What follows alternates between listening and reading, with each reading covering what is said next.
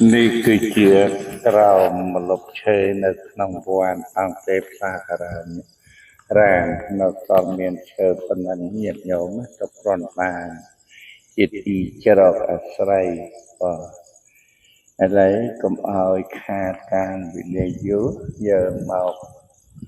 នៅមេរៀនបន្តមកដល់សង្ឃលេខ3និយាយពីអាយតនៈបព្វៈអាយតនៈបព្វៈអាយតនៈខាងក្នុង6ជាឥន្ទ្រីគឺភ្នែកត្រចៀកច្រមុះអណ្ដាតកាយនិងចិត្តអាយតនៈខាងក្រៅ6ជាអារម្មណ៍គឺរូបសំឡេងក្លិនរសផតពៈនិងធម៌ជាធម្មារម្មណ៍ភិក្ខុពិចារណាឃើញរឿយនៅធម៌ក្នុងធម៌ទាំងឡាយគឺអាយតនៈខាងក្នុង6និងអាយតនៈខាងក្រៅ6យ៉ាងដូចម្តេចថាភិក្ខុក្នុងសាសនានេះដឹងច្បាស់នៅចក្ខុប្រសាទដឹងច្បាស់នៅរូបារម្មណ៍ទាំងឡាយ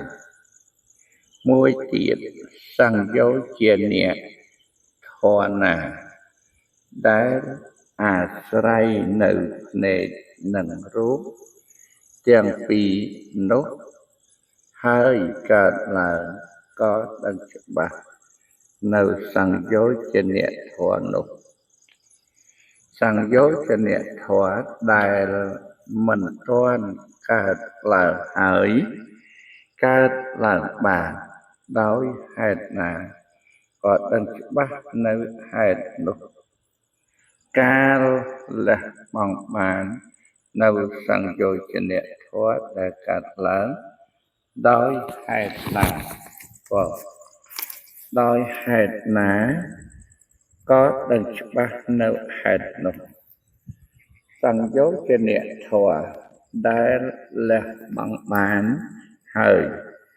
មិនកើតតទៅទៀតដោយហេតុណាក៏ដឹងច្បាស់នៅហេតុនោះដឹងច្បាស់នៅសោតប្រសាទនៅសោតប្រសាទផងដឹងច្បាស់នៅសត្យារម្មណ៍ទាំងឡាយផងមួយទៀតសង្យោជនៈធម៌ណាដែលអាស្រ័យនៅត្រចៀកនិងសំឡេងទាំងពីរនោះហើយកើតឡើងក៏ដឹងច្បាស់នៅសង្យោជនៈធម៌នោះសង្យោជនៈធម៌ដែលមិនទាន់កើតឡើងហើយកើតឡើងបានដោយហេតុណាក៏ដឹងច្បាស់នៅហេតុនោះការលះបង់បាននៅសង្យោជនៈធម៌ដែលកើតឡើងដោយហេតុណា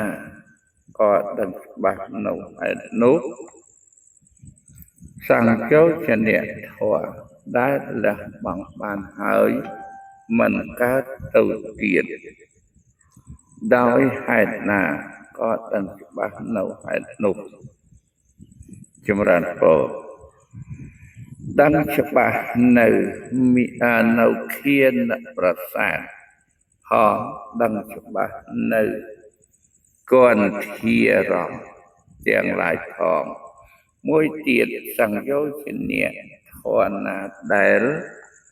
អាស្រ័យនៅច្រមុះនិងក្លិនទាំងពីរនោះហើយកើតឡើងក៏ដឹងច្បាស់នៅសង្យោជនៈធម៌នោះសង្យោជនៈធម៌ដែលមិនទាន់កើតឡើងហើយកើតឡើងបានដោយហេតុណាក៏ដឹងច្បាស់នៅហេតុនោះការលះបង់បាននៅសង្យោជនៈធម៌ដែលកើតពដែលកើតឡើង ដោយហេតុណាក៏ដឹងច្បាស់នៅហេតុនោះក៏សង្យោជនៈធម៌ដែលលះបង់បានហើយមិនកើតទៅទៀតដោយហេតុណាក៏ដឹងច្បាស់នៅហេតុនោះអនុមោទនា